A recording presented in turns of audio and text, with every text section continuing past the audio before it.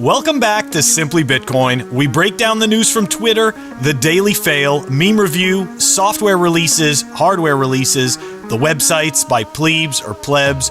Joining us today, a very special guest, fellow Bitcoiner and pleb, Mandrik. But before he joins in, you know where we're going. Going to the numbers. Let's do it, people. Number time! Sponsored by Bitcoin 2022. At the time of this recording, the block height is 704,133. The Bitcoin price, 54,110.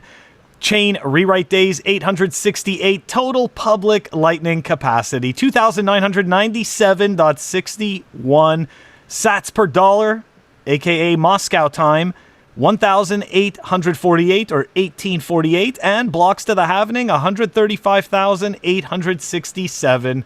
Numbers. Just Boom. Another day. Nothing special.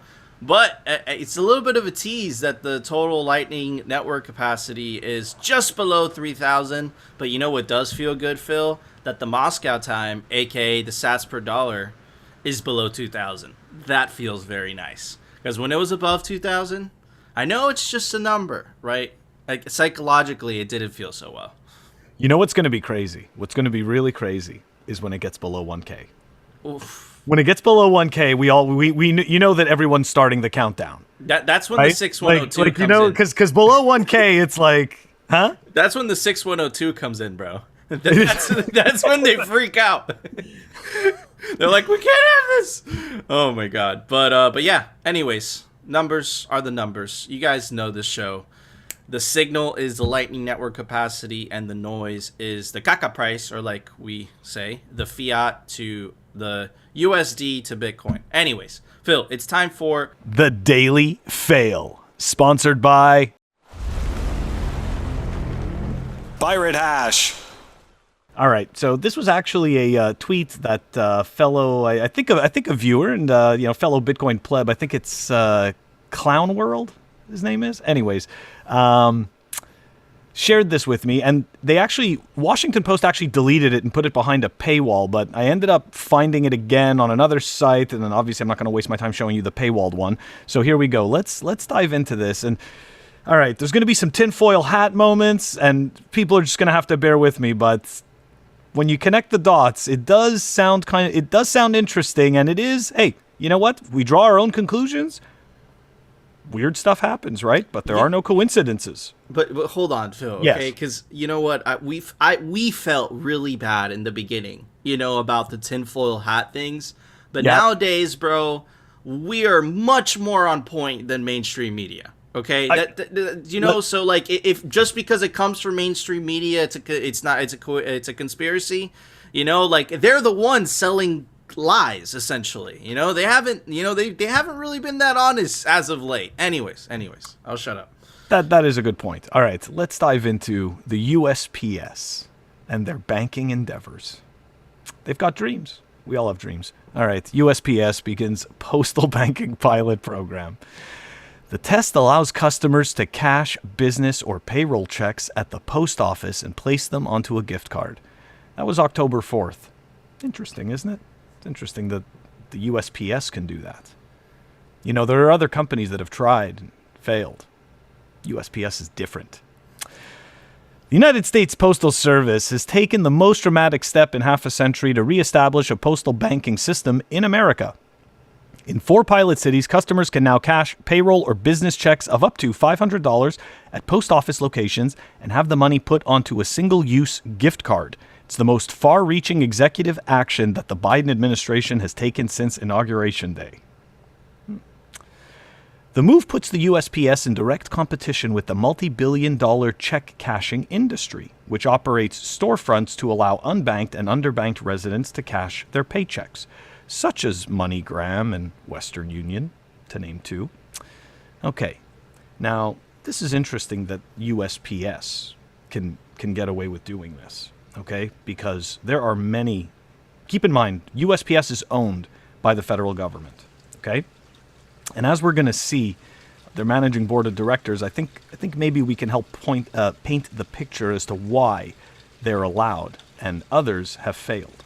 I did, but hold on, Phil. Yeah. The thing that interests me the most is it says which operates storefronts to allow unbanked or underbanked residents to cash their paychecks. It's very specific in the wording there. And if you connect this with the Yellen thing, where she wants every transaction of $600 or above reported, right, and you see the amount, right, up to $500, that's a lot of coincidences. I'm just saying. Look, it's very strange, and it's of course it's a wing that's quote unquote owned by the Fed. All right. Wasn't USPS thinking about selling Bitcoin at one point? I swear I remember hearing something about this like a couple years ago, like having an ability to buy Bitcoin at the post office. Am I just making that up? I swear that was a story at one point. I know. If I find it, I will pop it up on screen. Okay. How about that? Yeah, I swear that was a thing at one point. All right, let's dive into this. Let's see what you guys think. I could be crazy. Okay, federal government owns USPS, but then it got me thinking, right? All right, so how is the U.S. Postal Service governed and funded? So, how is the Postal Service governed? USPS is operated by an 11-person board of governors, which resembles the board of directors of a public corporation. The Postmaster General, his deputy, currently vacant, 9 governors appointed by the president and approved by the Senate for 7-year terms. Okay, so I took a look through each of these members, and again, everybody draws their own conclusions. Here's a list of their entire leadership. So Roman Martinez, the fourth, all right, began his career as an investment banker in 1971 at Kuhn and Loeb Company, which merged with Lehman Brothers in 1977. Became a partner there in 1978 and worked as managing director in investment banking until his retirement in 2003. These guys don't have hookups. Throughout his career, he was involved in most aspects of investment banking, including public and private financing, mergers and acquisitions, corporate restructuring, overall corporate financial advice. Since 2003, he has served on the board of directors of several companies, including Cigna Corporation, Orbital ATK, and Bacardi Limited. And it just so happens, as you could see right down below, he's a member of the Council on Foreign Relations, or the CFR. So this is one of those tinfoil hat moments, right? Because those are one of the organizations that essentially dictate, many of the policies that we, as the plebes, end up living through, interestingly. Anyways, that's one board member. Next board member is Ron A. Bloom. Previously, Bloom was vice chairman, U.S. investment banking, and managing director at Lagarde. People who don't know who Lagarde is, go Google them and see how big they are. Anyways, during his time there, he advised the National Association of Letter Carriers on postal issues. As vice president at Lagarde, he focused on corporate transactions, including mergers, acquisitions, restructuring, and divestitures. Interesting part here. From 2009 to 2011, Bloom served the Obama administration, first as senior advisor to the Secretary of the Treasury, helping to lead the U.S. auto industry restructuring following the 2008 recession. After the restructuring, he led the Treasury's oversight of GM and Chrysler, including GM's IPO. At the time, the largest IPO in U.S. history. Interesting. John M. Barger. It's the last board member that has some interesting stories. He began his career on Wall Street and in the City of London, spending several years at Deutsche Bank, Bankers Trust, and Citibank. It's interesting that the USPS can start to act as a banking service. Now, you may start to wonder what other companies tried to become banks, right, in the past. So some people might remember, because I'm old, so Walmart back in the day, once upon a time, Walmart tried to become a bank. And let's dive into what happened to Walmart's endeavors, right? We can see from the top of the article from the New York Times, Walmart abandons bank plans, right? What happened to Walmart? Why didn't they get to become a bank? Think of how much money and power Walmart has. Think of their network. Okay? Anyways, few efforts illustrate the breadth of Walmart's ambitions and the fears that they at times generate, as much as a nearly decade-long drive to establish its own bank. Yesterday, Walmart stores abruptly abandoned those plans for its own bank, withdrawing its application to obtain a special banking charter after a firestorm of criticism from lawmakers, banking industry officials, and watchdog groups. This is 2007, mind you, okay? right before our little crisis, and everybody had to bail out these schmucks. Anyways, Walmart's latest banking bid, made in July 2005, had been stalled after the Federal Deposit Insurance Corporation, FDIC, announced in late January that it would delay reviewing applications for so-called industrial loan corporations, and a move in Congress to bar non-official companies like retailers from owning banks has been gathering steam. Interesting. Representative Barney Frank, Democrat of Massachusetts and a co-sponsor of a bill that would prevent Walmart from operating an industrial bank, said that Walmart's withdrawal doesn't remove the need for a bill, but he conceded that it might dial down the temperature for passage in the Senate. It's interesting that Barney Frank was against that, right? Check this out. The opposition to Walmart's application had initially come from bankers who had feared that Walmart would eventually open traditional consumer banks that accept deposits and dispense loans. Such a move, they argued, could wipe out small community banks and hurt profits at bigger ones, given Walmart's huge economic might and record of vanquishing rival retailers. So take a look at that. In 2007, we were already freaking totally social, because that is complete bullshit, okay? Talk about a phony free market, right? That they can pull this off. Okay, let's take a look over here. This is Representative Barney Frank, right? Let's take a look at, his major donations from 2005, 2006. Now, I have to add, I dug through a couple of years. In 2011 and 2012, he got major donations from Goldman Sachs and from other quote unquote, banking and investment. But in 2005, 2006, before he went to go and argue these points, take a look at some of the companies that donated to him. State Street Corporation, Nixon Peabody, JP Morgan, UBS, Ernst & Young. So this is very, very interesting, right?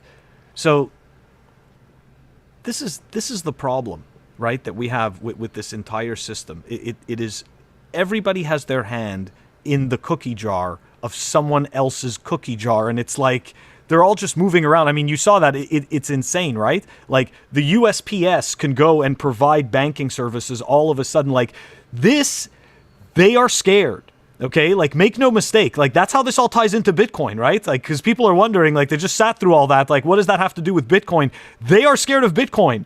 This is why they're doing this, okay? And it's so funny, because had they allowed Walmart, who they hate and who they were afraid of so much, provide banking services, maybe, just maybe, things would be a little different for them. Don't get me wrong. They're still printing fiat and they're still absolute garbage. But they've always been so afraid of maintaining their moat that, take a look what happened, right? Bitcoin happened, and now they're just running to catch up. Absolutely, dude. They built themselves a golden cage thinking that it was going to keep out all of this competition, right? But in reality, now they're sinking in that golden cage and they can't get out because of the huge moat that they built around themselves. And really interesting language in the first article when it made the announcement, right? It said the unbanked or the underbanked, right? And another thing, right, is that gift card is kind of like a central bank digital currency, right? So is that like a government gift card, right? What does that allow, the government to do? What if they don't like you buying certain things? Could you buy Bitcoin with that gift card? I highly doubt that, So it's just some things to consider. And then another thing, right, I'm just pointing it out. You can't make any conclusions because we don't have enough information, is, again, Janet Yellen wants to monitor every $600 transaction, and they're conveniently, right, they offer at USPS now, right, ways to deposit checks up to $500, right? So again, there, that $600 mark is going to create the same thing that you were saying, Phil, where it's like people are going to be de-incentivized to spend more than that because they don't want to get put on a list. So they'll start renting stuff, or in the Apple Store and Best Buy, right? You go on these payment plans, right? And then that kind of ties up with the party of Davos and their agenda, which is you'll own nothing, you'll be happy, you'll be a renter, right? So you could just, again, like, there's no way to confirm all these things, right? But that's a whole lot of coincidences. And again, and it shows really that the banking system in this country, it's not a capitalistic system. This is a socialist system where they use big government to protect their monopoly, but it's exactly what you said, Phil. They've built themselves such a deep moat. They had no idea that Bitcoin was going to come out of left field, and now they're just kind of scrambling to stay relevant, whether that's with central bank digital currencies or this pilot program by USPS. But Mandrik, what do you think of this? Are we seeing things that are not there? Are we crazy?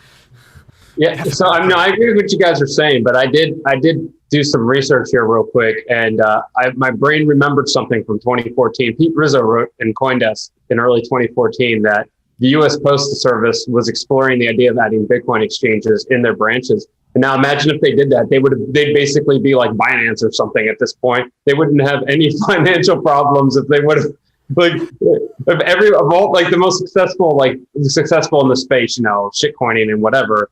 It's all these exchanges making all this killing on fees and stuff. Imagine if they would have done that in 2014 and stuck with it. It's like, and now here they are you're thinking about selling gift cards for your paychecks. Like, what a joke.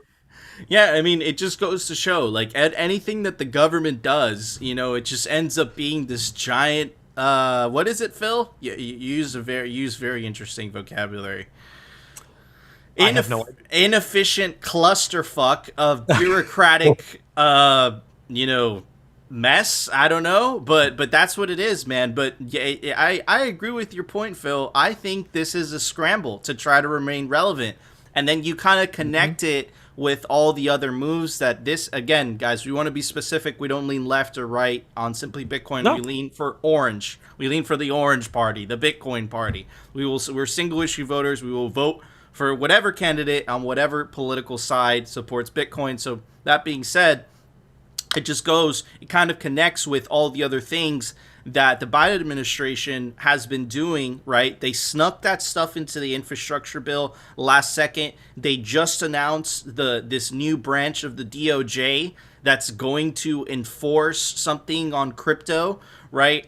They just announced that they want to regulate stable coins like Tether and stuff, right? You have Gary Gensler being extremely hostile, which, whether it's a good thing or bad thing, that's your decision, towards the crypto industry, specifically DeFi and all that stuff, right? So clearly, right, the reason that they're doing all this is I think they're scrambling. I think you're right. Yeah. I think they're freaking out. They're trying to remain relevant.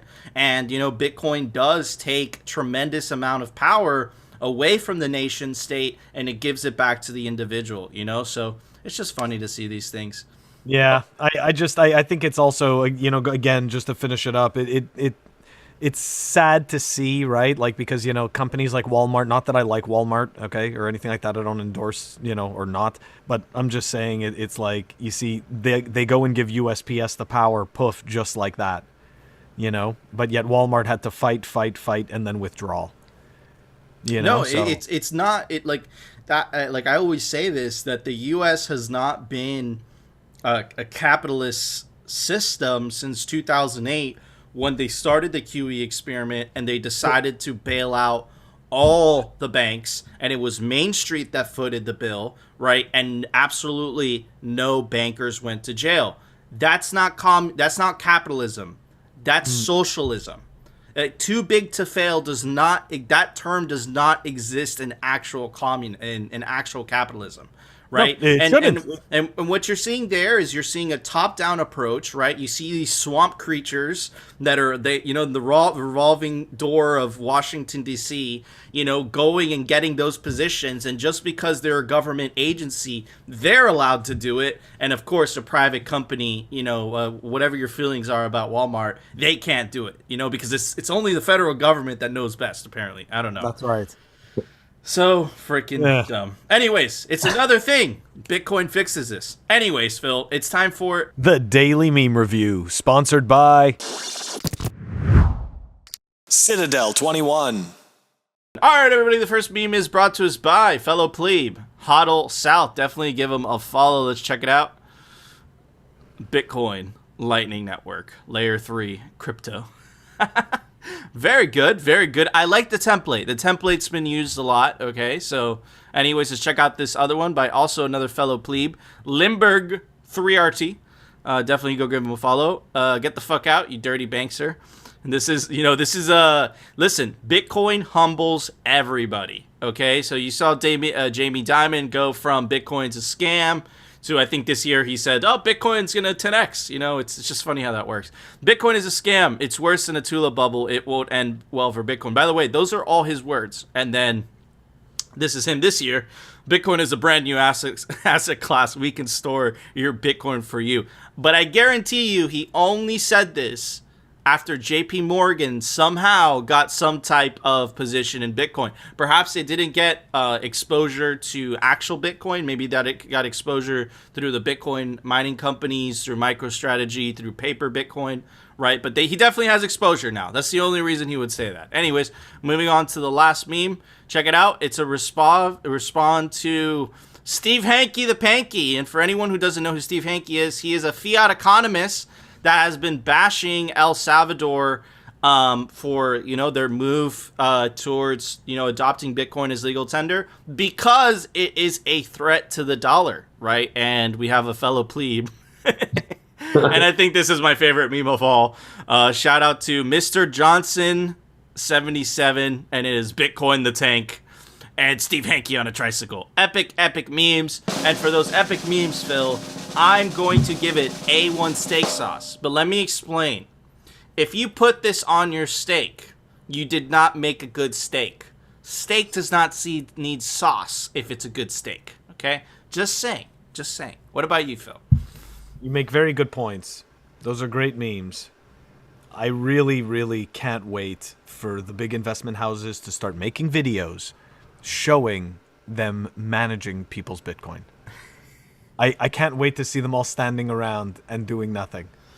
And then you just see words popping up, about secure, and stuff like that. They're just going to say gold storage. No, they're going to call it. It's like, it's number time. The block height is, the hash rate is this. It's true though. Okay. But in all seriousness, I'm giving it this wire contraption that I got for my microphone because I got a Go XLR, from Mr. Robot's suggestion. So I had to get this wire contraption to convert the mic wire so I could use this thing. So we'll see if this works. I'm really excited for Mandrik's score. So first we got A1 steak sauce.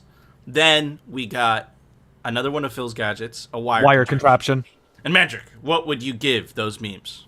Yeah, well, specifically the tricycle meme, the one that had too many words. It's like, who's got time for that in memes? But like the tricycle one, I'm gonna give it the orange pill of approval.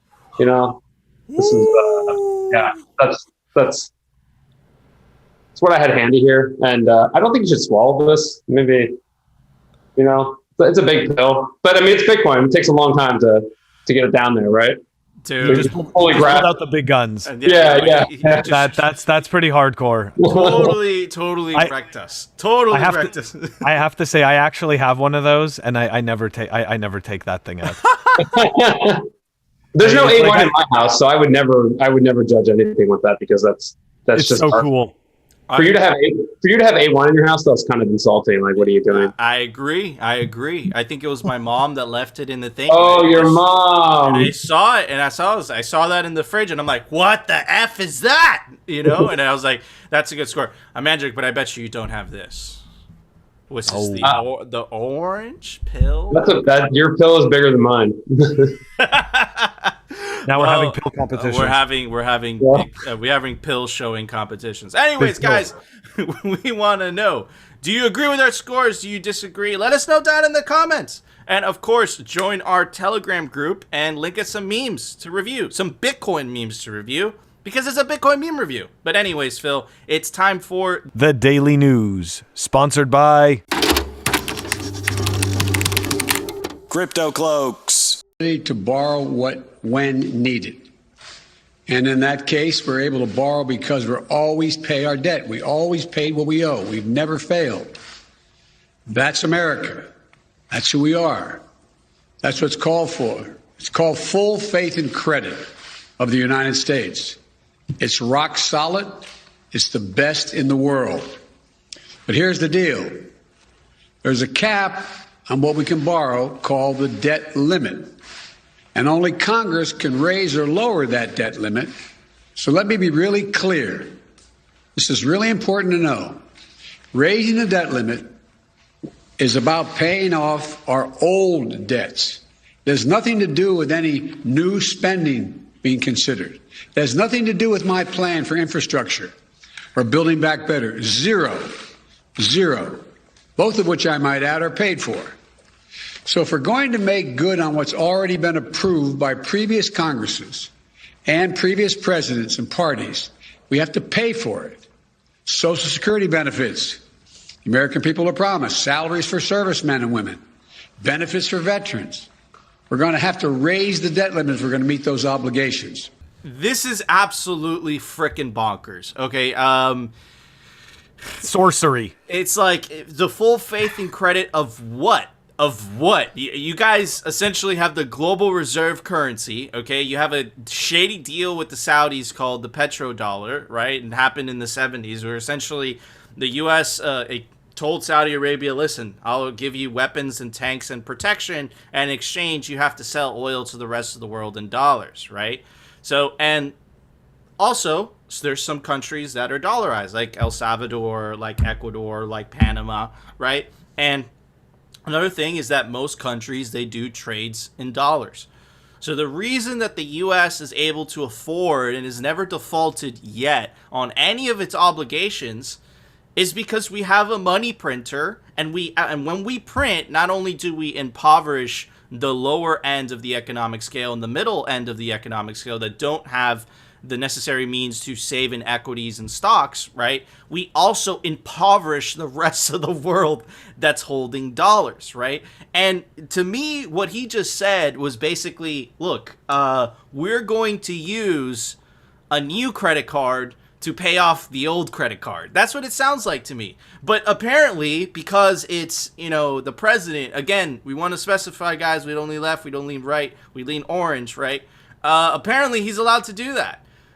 So it's just craziness, man. It's just insane, right? And then, but they want to make sure that they want to make sure, they want to keep track of all your transactions, right? But we can't do the same for them, right? So, man, it's crazy. And then the $3.5 trillion, let me give you guys a reference, okay?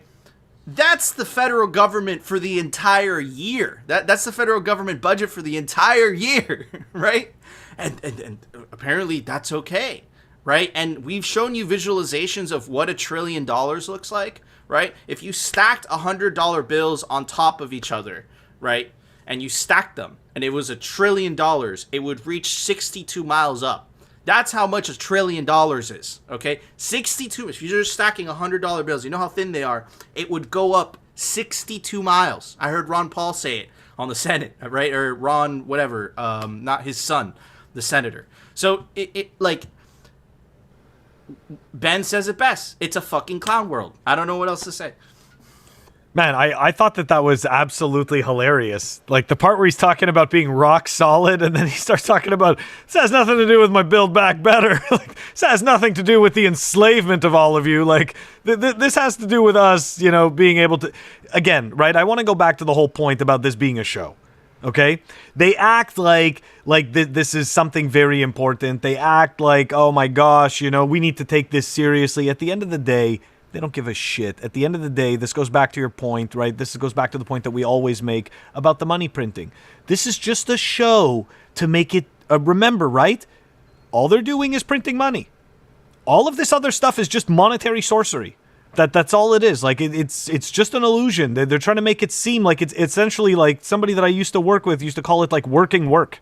And that's exactly what it is. Like, you're not actually doing anything. You're doing something. It's not like, it's like a derivative. Anyways, my whole point is that it's just sad, right? Like that he's pretending that they don't just print money, but they do. And whether or not the 3.5 trillion is paid for, whether or not the debt ceiling has to do with our old obligations, it doesn't matter. It all becomes old obligations. Like, well, how do you become such a psychotic hypocrite? It all becomes old obligations. So what? So you think like the new money doesn't all of a sudden become old money? It doesn't become old debts? Really? So how are we in this position? Because of all the new money? Is that what we're dealing with? This is all brand new? Man, it's just like it's psychotic. Like, where do they come up with this stuff? It gives me a headache. That makes sense. Bitcoin fixes this. It's just so much easier. There's 21 million. That's it. It's bada bing. Look at the debt clock.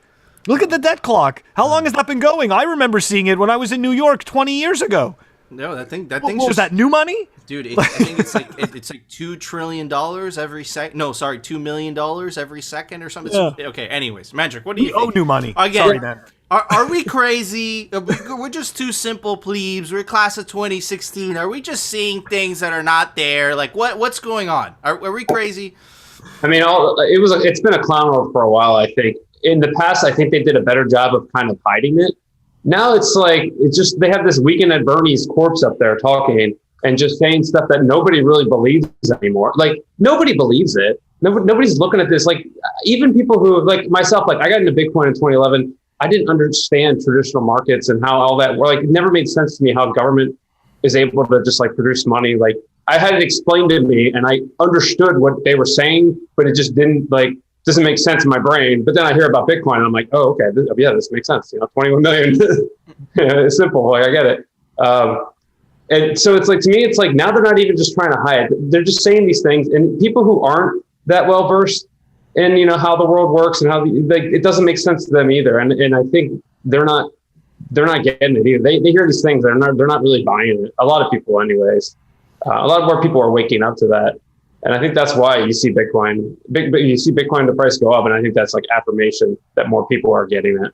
Absolutely. I completely agree. I think that the matrix is breaking. The fiat matrix is breaking before our eyes, and more people are waking up to the fact. It was Andreas Antonopoulos that said it before he started his shitcoining days. He had some incredible lectures. And one of the things that he says is that no one really cares until the money breaks, right? And we're starting to live through, we're starting to see, cracks in the dollar, in the euro, right? And I think a lot of people, especially in my generation, we've never been around for a time where the US or the Europe has experienced inflation the way it has, right? But don't worry, right? Because we went from there is no inflation to there's temporary inflation to Powell saying the inflation is frustrating. Here is Christine Lagarde, the convicted criminal that is running the European Central Bank. I'm not being hyperbolic. She actually is a convicted criminal. We are going through, there it is again, Phil, a temporary phase of higher inflation as our economies emerge from the pandemic. But guess what? They're trying to keep up with the Bitcoiners. They have a European Central Bank podcast. While I'm sitting in traffic. So they know, they see what's going on with the podcast, and they don't, they want you to know. Can you imagine listening to this? Oh my God. It's a real banger. Anyways, more of the clown world. Check out this New York Times article. It's by Paul Krugman. Paul Krugman is this fiat economist that is infamous for saying back in the 90s that the internet would never amount to anything. And I'll pop up his exact quote because it is completely embarrassing. Anyways, he says, wonking out. Biden should ignore the debt limit and mint $1 trillion coin. So apparently, it's Phil, it's your famous saying, right? It's like money by decree. It's like you're giving a monetary value to a piece of metal that actually isn't. And if you compare that to Bitcoin, right? Let's compare that to Bitcoin. It costs us, no matter what your ideology is or how much political power you have, it doesn't matter. You still have to spend a certain amount of electricity to get that said Bitcoin, right? Unlike these people that are just pressing the P button and creating money out of thin air, right? And apparently $1 trillion coin is on the table, right? But remember what I told you guys about projection, right? I see this stuff, Phil, and I see that central banks, governments, what they're doing is that they're speculating, right? They're really speculating with the people's money, right? But they're accusing us of doing that. Check out this article by Time, right? And it says, Bitcoin launch sparks of wave of crypto speculation in El Salvador. Bitcoin has unleashed a wave of speculation in El Salvador since its adoption as legal tender last month. Uber drivers, waiters, and store owners are day trading the cryptocurrency on their phones, buying dips, selling rallies with a government app that comes preloaded with $30 worth of Bitcoin. And by the way, I might add they provide absolutely no sources for any of this, for any of these claims. But it says the government's new digital wallet called Chivo was designed to facilitate Bitcoin transactions. Again, conveniently leaves out the fact that it also helps with remittances. That is a huge percentage of El Salvador's GDP. And before Bitcoin, right, put Bitcoin the commodity, right, the remittances are using the Bitcoin rails, right? Before Bitcoin, you'd have to pay up to 30% to El Salvador and put yourself in physical danger actually going to a Western Union, right? After Bitcoin, through the Chivo app, you can send money almost for free from the United States to El Salvador. You don't even have to touch Bitcoin, the commodity. You could just use the Bitcoin network. Of course, they conveniently leave that out as well. Was designed to facilitate Bitcoin transactions, but the ease with which users can with the ease with which users can top up their balances and switch instantly between dollars and tiny fractions amounts of cryptocurrency makes it a perfect tool for speculation. Okay, I want you to remember that. That's a perfect tool for speculation. But check out the M1 money supply. Check out the amount of money printing. That looks like a good tool for speculation. That looks like some speculation. But wait, I'm not done, Phil. There's more. Check out the Fed balance sheet. This is 2008, right? This is the beginning of the QE experiment, and this is 2009, January 3rd, 2009 was when Bitcoin was launched. And in the Genesis block, it says Chancellor on the brink of the second bailout for banks. It's in the back of Mandrik's thing. He has a poster of it, or maybe an original copy. I don't know. It's not an original. But he has it, right? And that was written in the Genesis block, and Satoshi knew they would keep on printing money. He knew it, and that's why Bitcoin was born. One of the reasons, I guess. We will never know. But anyways, Phil, this looks like speculation to me. That looks like a lot of speculation. That looks like they're speculating. This looks like speculation, okay? But before I tie it up, let's check out this tweet by Nayib Bukele, because remember, the Times, they said all of this stuff, but they provide no sources for any of this information. Let's see what the actual president of the country has to say. Since yesterday, Salvadorians are inserting more cash to buy Bitcoin than they are withdrawing from Chivo wallet ATMs. And if we add remittances, almost $2 million per day, the incoming USD quadruples the outflow. This is very surprising so early in the game. So are they really speculating, or are they choosing to opt out to a deflationary currency that has a cap supply that the government cannot debase and steal from you? Just saying. Remember what I told you about projecting, Phil? These mainstream media articles, they love projecting. And I would like to say, maybe I'm going out on a limb here, and Mandrik can correct me. I think that the Fed and the government is speculating, printing trillions of dollars, conceiving of coming up with coins with $1 trillion. Then the people that choose to put their wealth, their time, their energy into something that can't be debased, something that can't be censored, and something that cannot be confiscated. Phil? Man, I can't stop thinking about the stupidity of that $1 trillion coin. I mean, don't get me wrong, but so do they really think that, what are they going to do? They're going to print this $1 trillion coin. They're going to print, I guess, 28 of them and counting. And they're going to hand them to what? To the Fed as payment? What does the Fed do with that? I don't think people seem to understand. I don't think people seem to understand. Listen, the same way that you are never really meant to pay back your credit card, okay? It's the same thing with the banking system and the central bankers. We are never meant to repay this debt. It comes out of thin air. So imagine, the second it comes into existence for us, it is immediately worth less than it was. And we immediately owe money on it more than what we got. Okay? Like, people need to understand, none of this was ever meant to be paid back. Okay? So, and that whole piece about, the inflows and the outflows, listen, they are going to have a harder and harder time hiding this news. Okay? Because, look, you know what? Like you've said many times, you go to these countries, they get Bitcoin. And not only that, but they get to have this censorship-resistant money.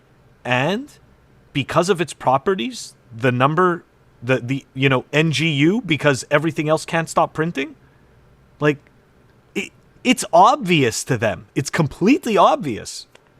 Bullish. Absolutely. Yeah, bullish. I have some mixed feelings on El Salvador. Like, I think it's great that they're using Bitcoin, but like, I'm not a huge fan of the forcing it, like as a law, like government law. And I also don't like that he's able to know so much about who they're buying, Bitcoin and using it. Like, I'm like, I don't really want a president to have that. Like, I'd really be happier if they were acquiring Bitcoin through other ways, like non-KYC. But I mean, at the same time, I also recognize that it's inevitable, that these types of things are inevitable in countries, especially in countries like El Salvador. Like, it's going to happen, because they're going to look for alternatives to the dollar and the endless money printing. And I think they do.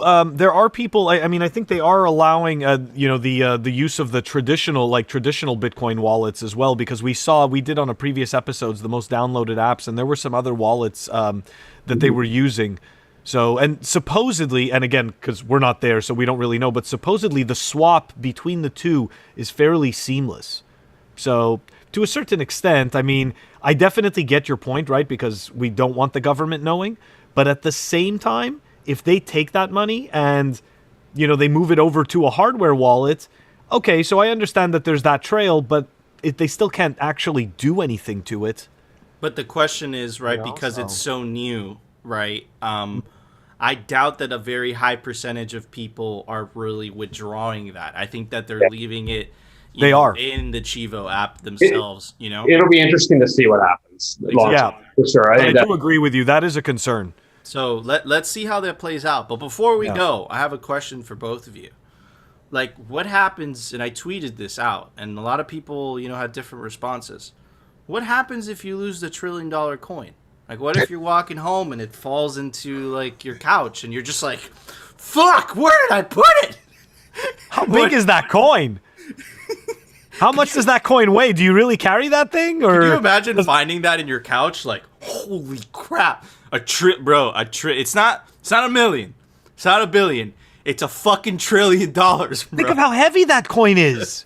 It's probably just a 1 ounce platinum round. They just use existing one because the U.S. Mint sells platinum rounds. Like, they press them, So it's probably just that. It's probably just going to go in a museum or something somewhere, right? Like, oh my god! I would imagine just to display, like, look at how stupid we are. Come take your kids on a field trip. Or they get confused and they put that instead of a quarter, they put the $1 trillion coin into like a soda machine. Like, so where'd it go? Where'd it go? The most expensive Coke ever. If they actually minted that coin, which I'd be really surprised if they did. I feel like they would make like a big show of it too. Like, they would like show it off, like, we did it, like all proud or whatever. Like, here it is. You know what I mean? Like, I could just see it, like, just totally with the circus theme. They would play right into it. I hope they do, because it would show how big of a clown world this is, right? It's not worth $1 trillion, right? It's exactly what you said, Phil. It's money by decree. It's like being forced down your throat, Anyways, interesting thought experiment. But anyways, Phil, there was an open source software release today. Why don't you tell everybody about it? Open source software releases. All right, we've got bluewallet version 6.2.9 that was released. That is a Bitcoin and Lightning wallet, and as I've told you in the past, you can configure it to connect to your Electrum server, and you could even use it as a watch-only wallet over your hardware wallet. Anyways, check it out down below in the show notes. Awesome, thank you, Phil. All right, guys, before we go, buy your tickets to Bitcoin 2022. It's going to be the biggest Bitcoin conference ever. Meet the plebes in Meet Space. Get your tickets now. The prices do go up, Check out Bitcoin22.com. Check out Crypto Cloaks for the best Bitcoin 3D printed merch. Get yourself a Bitcoin grenade or a 3D printed honey badger. You get 5% off with the link down below, CryptoCloaks.com. Check out Citadel21 for the best Bitcoin cultural zine. It's written by plebs for plebs. Get yourself a physical copy. There's only 1,000 made per volume. Citadel21.com. Check out Pirate Hash for some awesome Bitcoin trinkets. Get yourself a Bitcoin board game and a Bitcoin source code poster similar to the one that Adam has, what the fuck am I saying? Mandrik has in the back of his background. Check out piratehash.com. And of course, check out our awesome guests. Check out at Mandrik on Twitter. And definitely check out his Baklava. I don't know if I pronounced that correctly. Baklava. I apologize. Yeah. Check out Yeah. Go ahead. Check out BTC Baklava.com. He first sold the first one. Check this out, guys. In 2011 for 14 Bitcoin. Super awesome. This guy's a legend. And I tried it at the Bitcoin 2021. He gave me one. It's delicious. Definitely go check it out. And it's not 14 Bitcoin now. It's much lower. Slightly cheaper. It's slightly cheaper. 2 of those Bitcoin were for shipping, which now you could probably just send Baklava to ISS, up space, I guess, for that. So yeah, man, definitely go check it out. Guys, that was our show. If you enjoyed the show, you know what to do. Smash that like button. And of course, if you want to continue hearing the catastrophic fails from USPS, central bankers, and all the clown world politicians, and the Bitcoin news from the plip perspective, definitely consider subscribing, and we'll see you tomorrow, guys. No, Monday, I think, for another episode of Simply Bitcoin. We're stepping out of the clown world and into the clown universe.